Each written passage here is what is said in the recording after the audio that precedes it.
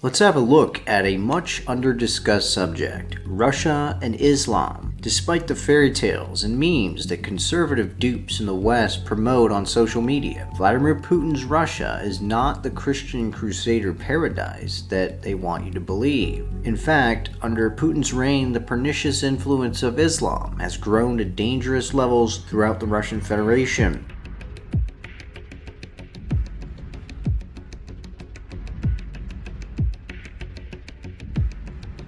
A glimpse into this reality is the case of 19-year-old Russian citizen Nikita Zaravel, who was recently charged with insulting believers' feelings because he burned the Quran in public. Radio Free Europe reported that he did this in the Russian city of Volgograd, but for some mysterious reason, he was sent to the Islamic Republic of Chechnya to be tried into court there. A disturbing video quickly emerged showing the son of Ramzan Kadyrov, Chechnya's Muslim president, brutally beating Zaravel while in detention. Top Chechen officials then came out and praised the beating. Zaravel later appeared in another humiliating video in which he appears to profess faith in Islam in front of Ramzan Kadyrov.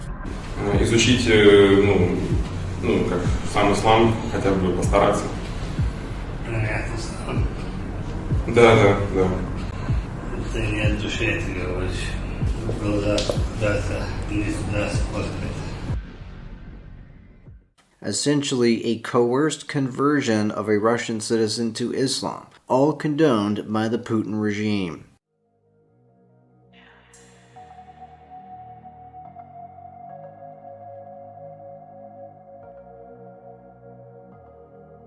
This example is more or less a case of Putin allowing Kadyrov to enforce Islamic blasphemy laws on Russians. Putin himself declared, "Insults to the Prophet Muhammad are a violation of religious freedom and the violation of the sacred feelings of people who profess Islam." Это святыня и мусульманская святыня. И для всех других тоже должна и является святыней. Мы знаем, что в других странах поступают иначе. Не уважают религиозные чувства людей. И еще говорят, что это не преступление. В нашей стране это преступление. И по Конституции, и по 282 статье Уголовного кодекса Российской Федерации. In Russia, you cannot publicly insult or criticize Islam, Christianity, Judaism, or other religions. Since Vladimir Putin became president in 2000, Muslims of Russia have erected 7,500 mosques, or slightly more than one per day. In 2015, Putin inaugurated the opening of Moscow's Grand Mosque, where he said this: "Islam has become integral to Russia's religious, cultural, and social fabric. Traditions of Islam are based on eternal values of kindness, mercifulness, and justice. Millions of people in our country practice this ancient religion. I want to stress that the state's estimation of fruitful activities of Muslim organizations is very high, and the state guarantees its citizens the opportunity to follow the norms of their religion, including the pilgrimage to the holy places of Islam." The Russian state, under Vladimir Putin especially, has played a central role in coddling Islam. A 2007 New York Times report said this: "Islam, like Orthodox Christianity, is in a state of revival here after years of confinement to the kitchens and basements of the Soviet Union, which severely restricted the open practice of all religions. Russia has about 4,000 mosques now, in 2007, compared with about 90 in the waning days of the Soviet Union. In Moscow, Muslim groceries and other stores selling Muslim fashions have appeared, and the first hospital catering to Muslims opened this month. 14 million to 23 million Muslims live in this country of about 140 million people, making Islam the largest minority religion. They live in mostly the Caucasus and in two autonomous republics, Tatarstan and Bashkortostan. There are also about 2 million Muslims living in Moscow. The Kremlin has worked to facilitate the pilgrimage, part of a strategy to ward off potential unrest among the country's Muslims and monitor their activities, while also improving ties with Saudi Arabia, where Russia has budding economic interests. When President Vladimir Putin visited Saudi Arabia in February, the first Russian leader to do so in decades, his lobbying efforts helped persuade the Saudis to raise the quotas for Russian Muslims this year.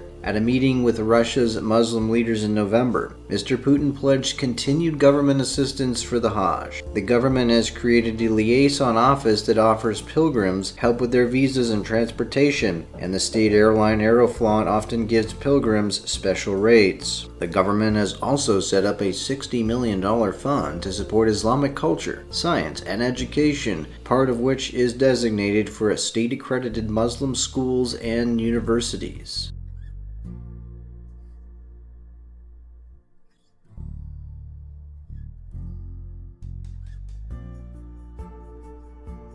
While most of Russia's Muslims live in the Caucasus southern regions, millions also live in the big cities, and their presence is growing. An Al Jazeera report tells us this. With an official population of 12.5 million, Russia's capital is now home to at least 1.5 million Muslims. This is by far more than the Muslim population of any other European city where the local population is not predominantly Muslim. Moscow is slowly adapting to being Europe's largest Muslim city, and Muslims are gradually adapting to it, said Malashenko. Ethnic Tatars, Russia's third largest ethnic group after Slavic Russians and Ukrainians, have lived here for centuries. Azeris settled here in the 90s after fleeing the Armenian-Azeri War. They were followed by an ever-growing number of natives of Russia's Caucasus, a multi-ethnic and heavily subsidized region plagued by insurgency and violence. Since the early 2000s, millions of labor migrants from ex-Soviet Central Asia have flooded into Russia, mostly seeking low-paid labor jobs. There's also a visible presence of Muslims from sub-Saharan Africa,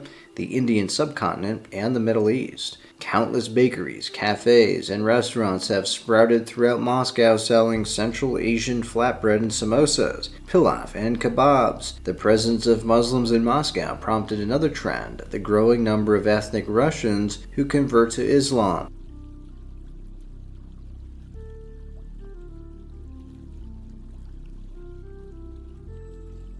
There are over 5,000 registered religious Muslim organizations in Russia. That will only continue to grow as Putin courts Muslims with statements like this, saying that Russian Orthodox Christianity is closer to Islam than to Catholicism. In 2009, Putin's right-hand man Dmitry Medvedev asserted that Russia is an organic part of the Muslim world.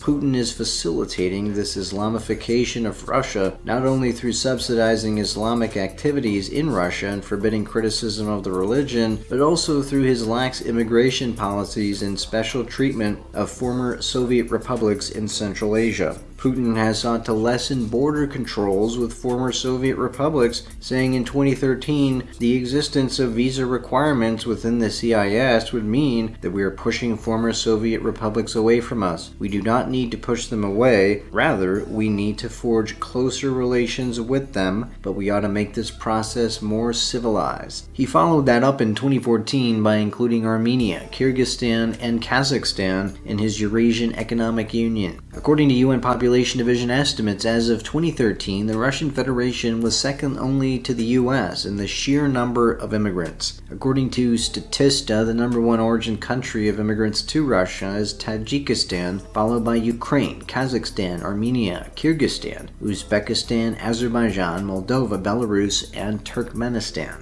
According to FSB Border Service data, Russia received a record high number of labor migrants in 2019, with 2.4 million migrants arriving for work, 918,000 of them from Uzbekistan, 524,000 from Tajikistan, and 265,000 from Kyrgyzstan, 105,000 from Kazakhstan, and 165,000 from Ukraine. A 2019 report in Kommersant stated that Putin signed a plan of action on migration to attract up to 10 million immigrants from ex-Soviet countries to offset the population decline. To expedite this process, in 2020 Putin passed a dual citizenship law allowing foreigners to obtain Russian citizenship and keep the other. Another report describes the process of Islamification of Russia's countryside through immigration. It says this: the arrival to urban centers and countryside of Solev and millions of other mostly Muslim labor migrants from Central Asia is at the center of what could emerge as Russia's most radical ethnic makeover in centuries.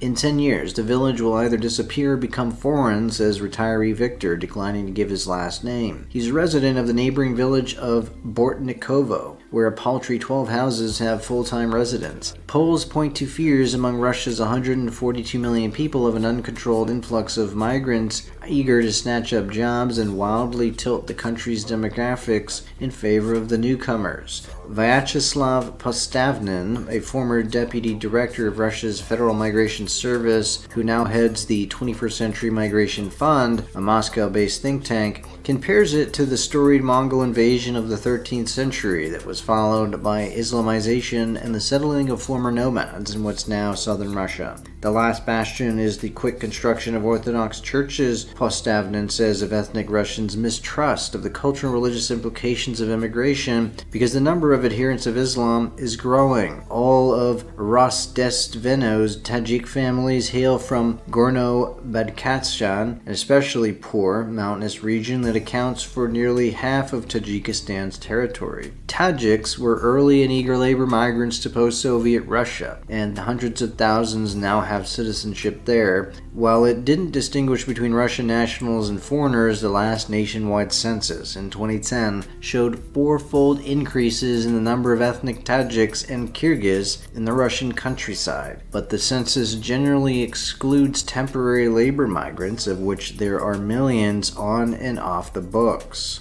An article in New Lines magazine dove into the demographics of the Russian city of Kazan, describing it as one Russian city offers a glimpse of the country's increasingly Muslim and non-Slavic future. It writes this: yet in contemplating the future of Russia, a third city could someday join the ranks of these two juggernauts. Kazan, the capital of the region of Tatarstan, located almost 450 miles to the east of Moscow, Kazan may seem an unlikely occupant of such a role. But Kazan offers perhaps the clearest illustration of Russia's identity as a transcontinental, multi-ethnic country straddling both Europe and Asia. And as Russia's demographics shift in the coming decades away from a predominantly Slavic Orthodox Christian population to one that is increasingly Muslim and non-Slavic, the country's very national identity is likely to evolve. In this way, Kazan could serve as both an important symbol and harbinger for things to come in Russia, one that foreshadows both challenges and opportunities for the country. The city fosters a unique identity within Russia, at once European and Asian, but not entirely part of the West or the East. This was reflected both geographically, with Russia stretching across both continents, and in the country's cultural and political makeup. This is a phenomenon that has persisted to this day, with Kazan serving to epitomize the blend of East and West that serves as a crucial part of Russia's identity in the modern era. Indeed, Kazan is one of the most diverse cities in Russia, with its population of over 1.2 million people evenly split between ethnic Russians and ethnic Tatars. The Tatar and Russian languages can be heard in roughly equal measure walking the city's streets, and Kazan's architecture mixes Eastern and Western styles throughout the city. Alongside the Kremlin's administration buildings and the Orthodox Annunciation Cathedral stands the Kalsarev Mosque, with its facade of white tiles, turquoise dome, and 4 piercing minarets. Inaugurated in 2005 with the help of Saudi Arabia and the United Arab Emirates, Kalsarev is the largest mosque in Europe outside of Istanbul. It is a testament to the long roots of Islam's influence in Russia and its coexistence with Orthodoxy, having been rebuilt 4 centuries after the original mosque was burned down in Ivan's conquest. A Bloomberg report noted the same. While Europe and the U.S. tighten border controls, former Soviet states are encouraged by Moscow to send their workers. Russia had 161,000 foreigners come into the country in 2015 and stay. In 2016, that number increased to 196,000 according to the Russian Foreign Trade Academy and Geiger Institute. Work permit sales in Moscow rose by 10% last year. With most immigrants coming from former Soviet states like Tajikistan and Kyrgyzstan, the migration has proven beneficial to all involved. Two countries topped the list of global economies relying on remittances. The government in February announced 200,000 previously deported Tajiks would be allowed back into Russia.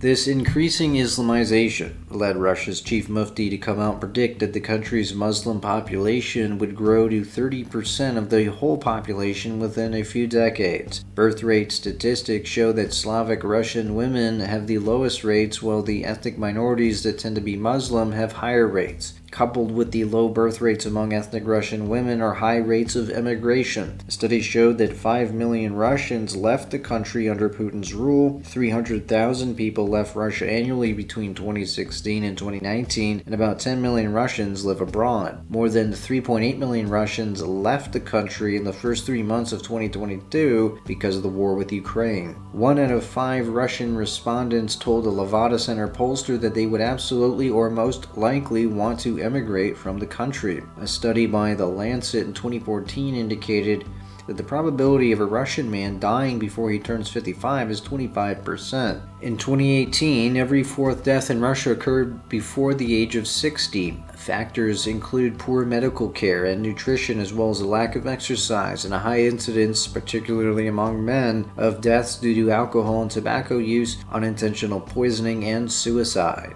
The multi-ethnic and multi-religious nature of Russia is the official state ideology embedded in the country's constitution. The Russian Constitution of 1993 says this: "We, the multinational people of the Russian Federation, united by a common fate on our land, establishing human rights and freedom, civic peace and accord, preserving the historically established state unity, proceeding from the universally recognized principles of equality and self-determination of peoples. The bearer of sovereignty and the only source of power in the Russian Federation shall be its multinational people. The state shall guarantee the equality of rights and freedoms of man and citizen regardless of sex, race, nationality, language, origin, religion, etc. All forms of limitations of human rights on social, racial, national, linguistic, or religious grounds shall be banned. The propaganda or agitation instigating social, racial, national, or religious hatred and strife shall not be allowed. The propaganda of social, racial, national, religious, or linguistic supremacy shall be banned." Putin echoed these sentiments in 2007 when he said, "With the passage of centuries, Russia has been strengthened and developed as a multi-ethnic and multi-faith country, and those that preach the ideas of nationalism, xenophobia, and religious intolerance must be set rigid barriers." In a 2013 speech at the Valdai Club, Putin said this: "Nationalists must remember that by calling into question our multi-ethnic character and exploiting the issue of Russian, Tatar, Caucasian, Siberian, or any other nationalism or separatism means that we're starting to destroy our genetic code. In effect, we will begin to destroy ourselves." Putin has repeated this theme again and again. In 2020, he declared diversity the foundation of Russia's strength. In 2021, he said Russia is as much of a melting pot as the US, and added this: "The entire world refers to the US as a melting pot that melts down people of all nations, ethnicities, religions, and so on. What's bad about it? All of them are proud. The Irish, the Europeans, the Eastern Europeans, everyone, people of Latin America, African origin. Many of them are proud to be US citizens. That's just great. This is what is meant by melting pot, and Russia is a melting pot as well." The same year, he denounced ethnic nationalism as caveman nationalism and warned against using nationalist slogans like "Russia is just for Russians," stating his belief that members of each relevant ethnic group should feel at home in the country. In a more recent clip from 2023, Putin promotes mixed marriages between Russians and minority ethnic groups as a safety buffer against internal strife. Александр Македонский, после того, как захватил Иран, он стимулировал смешанные браки. Стимулировал, как бы почти искусственно. А у нас все происходит естественным образом. На протяжении веков, на бытовом генетическом уровне, это создает огромную подушку безопасности и является базой нашего межнационального и межконфессионального единства. Pro-Putin Russian philosopher Alexander Dugin said anyone of any race can become Russian by adopting its language and culture. Baltic ways, if a group of blacks move to Russia, learn Russian, become Orthodox, and say they are Russian, would you accept them as Russian? Yes, exactly, absolutely. Absolutely. The Russian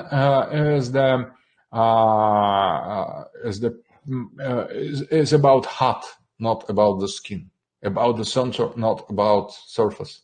Belarus's President Lukashenko made a similar comment advocating the mixing of Belarusian women with foreign men. Сидит-то, ну вот, и прижился. 7 лет уже здесь. Женился. Ребенок наш. Самые красивые дети, это если египтяне, ливийцы, сирийцы, иракцы, иранцы женятся на наших девчонках. Самые красивые дети. Красивые. The latest program to cancel world literature was conducted by the Nazis in Germany 90 years ago. We remember that footage when they were burning books. It's impossible to imagine such a thing in our country, and we're insured against this thanks to our culture. And it's inseparable for us from our motherland, from Russia, where there is no place for ethnic intolerance, where for centuries representatives from dozens of ethnic groups have been living together. And cultural diversity is the pride of our society, the strength and priority of our state. Blew himself up with a grenade, and the fighters who surrounded him, because he knew who he was dealing with. He was dealing with Nazis who abuse people. I'm a Russian person, and I see this heroism who is from somebody who is from Dagestan. And when I talk about other ethnic groups, I say I'm Chechen, I'm Ossetin, I'm Mordvin, and so on. All these 300 nationalities, ethnic groups that live in the territory of Russia.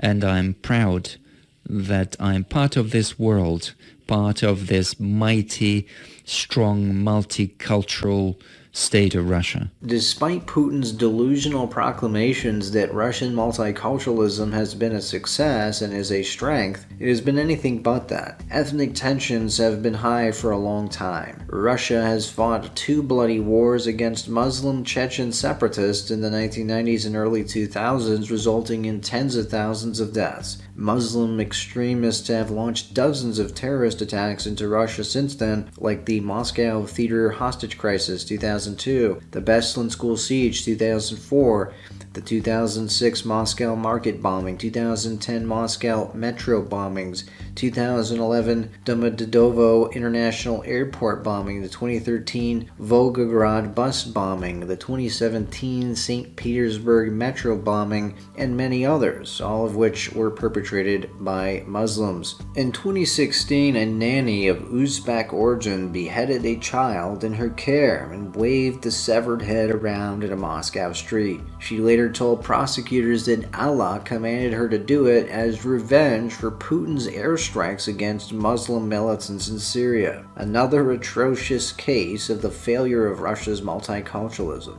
Race riots in Russia have occurred on a few occasions too. In 2010 and 2013, race riots broke out in Moscow in response to the murder of Igor Sviridov and Igor Sherbakov by Muslim Caucasus migrants. The general mood of Russians against immigrants, especially Muslims, has been borne out in various polls. Al Jazeera reported that whether Russian-born or immigrant, secular or practicing, Muslims don't feel welcome here. This is partly due to the fact that many Russians feel threatened by this influx of Muslims. The attacks carried out by Chechen fighters and female suicide bombers since the early 2000s also still frighten many. Although there are no separate polls available for Moscow, a 2013 survey by Vitsium, a state-owned pollster, found that 1 in 7 Russians don't want to have Muslim neighbors, 1/4 do not want to live near a Caucasus native, and 28% don't want Central Asians next door. Some 45% of Russians support the nationalist slogan, Russia for ethnic Russians, the poll found. 1 in 4 Russians feels irritation, dislike, or fear, specifically toward Central Asians, according to a Levada poll. Foreign Affairs magazine noted that apart from the obvious conflicts in Chechnya and Dagestan that have raged for decades, Islamic militancy is making its way to other Russian cities with a high Muslim population. It says this: in Kazan, there are signs of public unrest. The city recently witnessed a series of incendiary attacks by young Muslims on church buildings. This sort of thing is not publicized in Russia's state media, but one can find reports of these episodes on the internet. And the Salafists, whom Cruz argues are distributed in small pockets throughout the country, may not be as apolitical as he suggests. Although there are currently few terrorists in Russia from outside the Caucasus, that might not be true for long.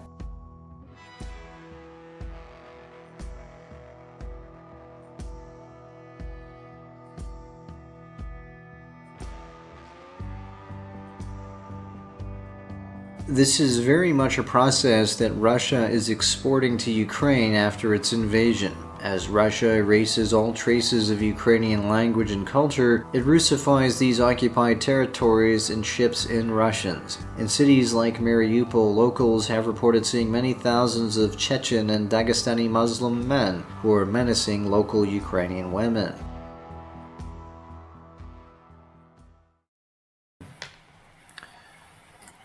Hi, I'm talking with you. Slava Ukraini. Героям слава. We from Kiev or Odessa or where? Mariupol. From Mariupol. Right now. So you're in Mariupol right now, so you're under Russian occupation? So how's your life in Mariupol right now?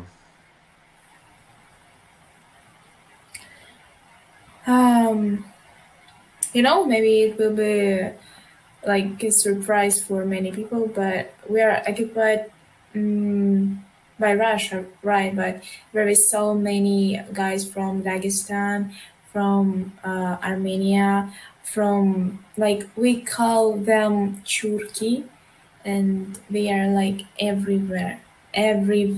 So you're telling me that Putin has brought in a bunch of Muslim Chechens and Dagestanis into Mariupol? Mm-hmm. Do they live in the Yes, houses now, or what? Yes, it is my house, and it's like one part of my house which was saved, because another was destroyed. So they destroyed part of your house, and now Putin has brought in Muslims to colonize Mariupol.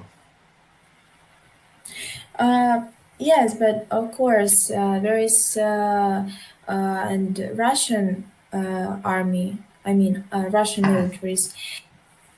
But there is so many guys from Dagestan, and they covered every girl, and I can say about me, like, I can walk on the city, in the city. I can walk on the streets. So I can. The Muslim Dagestanis try to rape you and touch you and all No, that?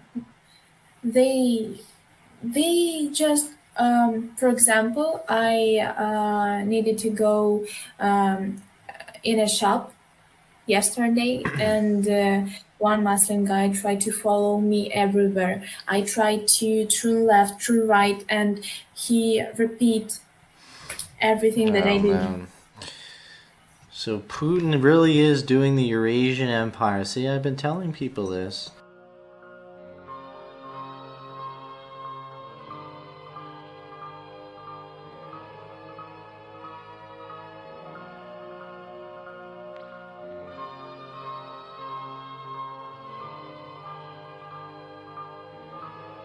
Ethnic tensions, replacement migration, race riots, and non-stop Islamic terrorism. These are the fruits of Putin's Russian multiculturalism.